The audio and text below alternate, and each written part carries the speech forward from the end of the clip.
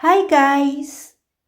I-share ko kung paano magluto ng orange chicken at makikita ang lahat ng ingredients sa description box. Ang una munang gagawin ay tanggalin ang fat na natira sa boneless chicken breast, saka ito hatiin sa gitna.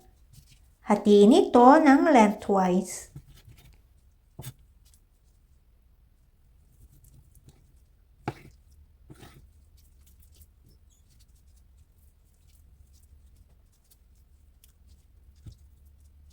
Pagkatapos hatiin sa gitna, ay ikat ito ng maninipis.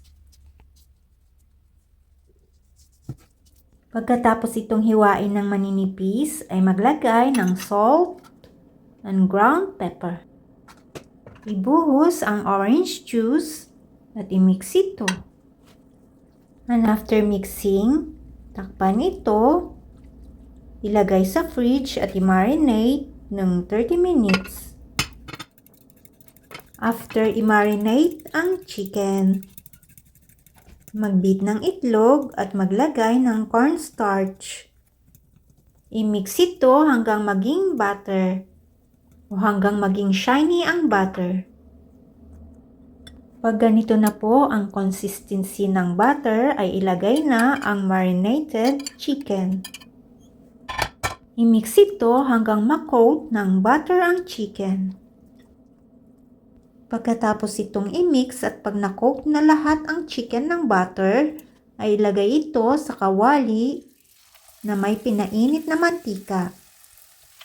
Kailangan pong mainit ang mantika bago ilagay ito. I-fry ito sa katamtamang apoy ng 7 minutes o hanggang maging light brown. Light brown po muna itong lutuin dahil 2 beses na ipiprito ito para maging crunchy. Pag light brown na ito ay tanggalin sa apoy, ilagay sa pinggan na may paper towel at iset aside muna ito. Ulitin lamang po ang proseso sa pagluluto o pagpa-fry sa remaining chicken. Pagkatapos itong iprito ay tanggalin sa apoy, ilagay sa pinggan at palamigin ng 10 minutes bago muli itong iprito. Habang pinapalamig ang chicken ay linisin muna ang kawali na may pinagprituhan ng mantika at pwede po kayong gumamit ng net ladle para madali pong malinis ang mantika o para madali makuha ang mga small particles na nandito. Sa prep glass na may orange juice ay ilagay ang orange zest, sugar, honey, cane or white vinegar, and light soy sauce.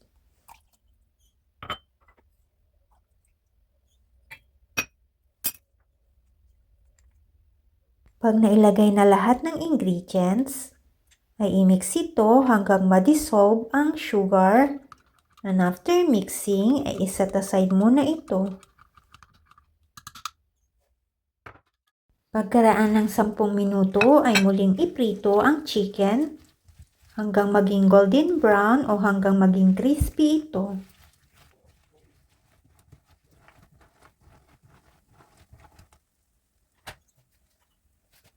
Pag crispy na ito at golden brown ay tanggalin sa apoy, ilagay sa pinggan at iset aside muna ito. Sa ibang kawali o kaldero ay maglagay ng konting mantika at painitin ito sa katamtamang apoy. Pag mainit na ang mantika ay ilagay ang garlic at ginger. Maglagay din ng red pepper flakes, pero optional lamang po ito. Igisa ito hanggang maging light brown ang garlic. At pag light brown na ang garlic ay ibuhos ang orange mixture. Ibuhos na rin ang cornstarch slurry.